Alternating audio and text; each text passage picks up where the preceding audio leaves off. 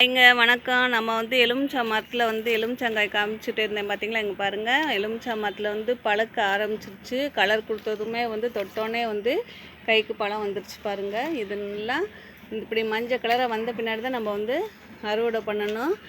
எனக்கு தேவை இருக்கிறதுனால நான் அப்பப்போ தேவைக்கு நான் அறுவடை பண்ணிக்குவேன். பாருங்கள், எல்லாமே விளைஞ்சிருச்சு. நல்லா வெயில் அடிக்கவும் கலர் கொடுத்துட்ருக்கு பாருங்கள்.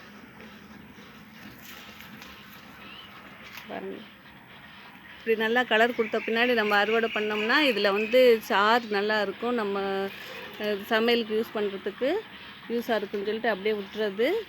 தொடர்ந்து நமக்கு மாடி தோட்டத்தில் எலுமிச்சங்காய் பழம் நிறையா கிடச்சிட்டே இருக்குது. இந்த மரம் ஒரு 3 வருஷமாக காய்ச்சிக்கிட்டே இருக்குது. 3 மரம் இருக்குது, நல்லா காய்க்குது பாருங்கள்.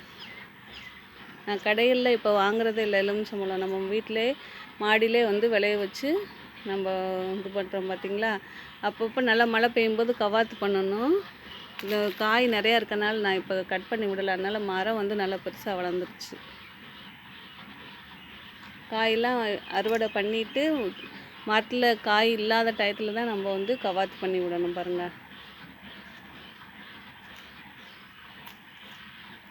மாடி தோட்டத்தில் இன்னும் நிறையா இருக்குது. தேவைப்படும் போது இன்னும் 2-3 நாள் கழித்து மெதுவாக அறுவடை பண்ணிக்கலான்னு விட்டுட்டேங்க. பாய்ங்க.